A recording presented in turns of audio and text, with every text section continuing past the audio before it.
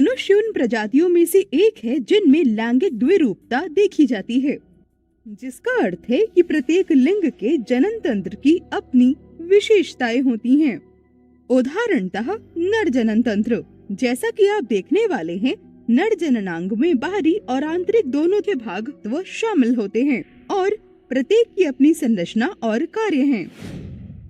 उद्देश्य: नर जनन तंत्र की विस्तृत संरचना तथा उसके कार्यों के विषय में अध्ययन करना।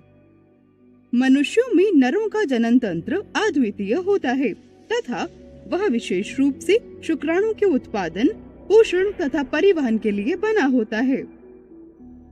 नरों के जननांगों में वृषण, नलिका तंत्र जो कि अधिवृषण तथा शुक्रवाहिनी से बनी होती है, शुक्राशय तथा पुरुष ग्रंथियां शामिल होती हैं।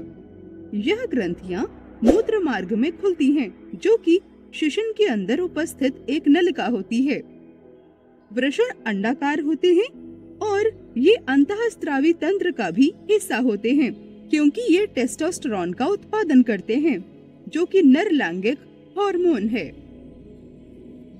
वृषण के साथ ही अधिवृषण तथा शुक्रवाहिनी भी उपस्थित होते हैं, जो कि साथ मिलकर नर जनन अंगों की नलिका तंत्र का निर्माण करते हैं।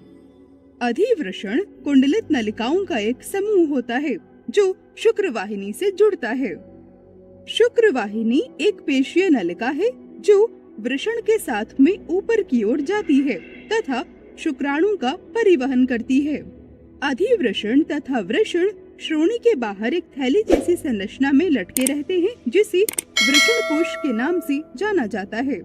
सहायक ग्रंथियां, जिनमें शुक्राशय और पुरस्थ ग्रंथि शामिल है, एक तरल पदार्थ की आपूर्ति करते हैं जो वाहिनी तंत्र को चिकनाई और शुक्राणु को पोषण प्रदान करते हैं। शुक्राशय थैली जैसी संरचनाएं होती हैं, जो कि मूत्राशय के आधार के पास शुक्रवाहिनी के साथ जुड़ी होती हैं। पुरस्थ ग्रंथि, जो कि वीर्य के कुछ भागों का उत्पादन करती है, वह स्खलनीय वाहिनी को घेरे रहती है तथा मूत्राशय के ठीक नीचे स्थित होती है। मूत्र मार्ग वह नलिका होती है जो कि वीर्य को शिशन के माध्यम से शरीर के बाहर स्खलित करती है। मूत्र मार्ग भी मूत्र तंत्र का एक हिस्सा होता है, क्योंकि यही वो नलिका भी है जिसके माध्यम से मूत्र गुजरता है।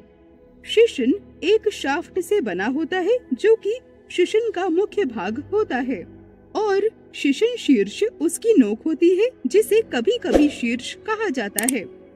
शिशन का भीतरी हिस्सा एक स्पंजी ऊतक से बना होता है। शिशन के शीर्ष पर मूत्र मार्ग का एक छोटा सा द्वार होता है, जहां से वीर्य और मूत्र शरीर से बाहर निकलते हैं। जनन तंत्र के विशिष्ट कार्य। वृषण के आंतरिक दृश्य को देखने से यह पता चलता है कि ये कई कुंडलित शुक्रजनक नलिकाओं से बना होता है। इस नलिका का एक काट शुक्राणु कोशिकाओं की उपस्थिति को दर्शाता है। ये कोशिकाएं तकली के आकार के शुक्राणु में बदल जाती हैं, जो अंततः टैडपोल के आकार के शुक्राणु में परिवर्तित हो जाते हैं। प्रत्येक शुक्राणु का एक शीर्ष और एक पूंछ होती है। शुक्राणु इसके बाद शुक्रवाहिनी की ओर गति करते हैं।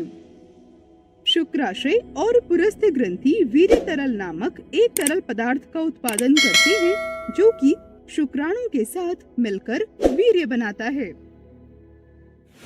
आइए सारांश देखें। वृषण के एक आंतरिक दृश्य को देखने से यह पता चलता है कि ये कई कुंडलित शुक्रजनक नलिकाओं से बना होता है। इस नलिका का एक काट शुक्राणु कोशिकाओं की उपस्थिति को दर्शाता है। ये कोशिकाएं तर्कों के आकार के शुक्राणु में बदल जाती हैं और अंत में टैडपोल के आकार के शुक्राणुओं में बदल जाती हैं।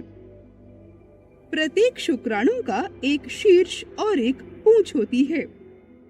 शुक्राणु तब शुक्राणु वाहिनी में गति करते हैं।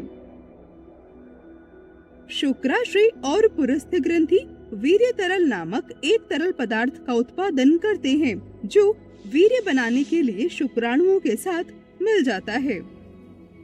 केवल नर जनन तंत्र के बारे में जानने का अर्थ है केवल आधी जानकारी होना। आइए हम एक बार संपूर्ण छवि के ऊपर नजर डालें और नर जनन तंत्र और मादा जनन तंत्र दोनों पर विचार करें। हेलो नमस्कार दोस्तों, स्वागत है आप लोगों का हमारे इस YouTube channel RR biology classes में। अगर आप हमारे चैनल पे पहली बार आए हैं या हमारे वीडियोस को पहली बार देख रहे हैं तो प्लीज़ इस वीडियो के नीचे ये जो सब्सक्राइब का बटन दिख रहा है इसे दबा दीजिए और इसके बगल में जो घंटे का निशान आ रहा है इसे ऑल पे ज़रूर प्रेस कर दें ताकि हमारे आने वाला वीडियोस सबसे पहले आप तक पहुँचे।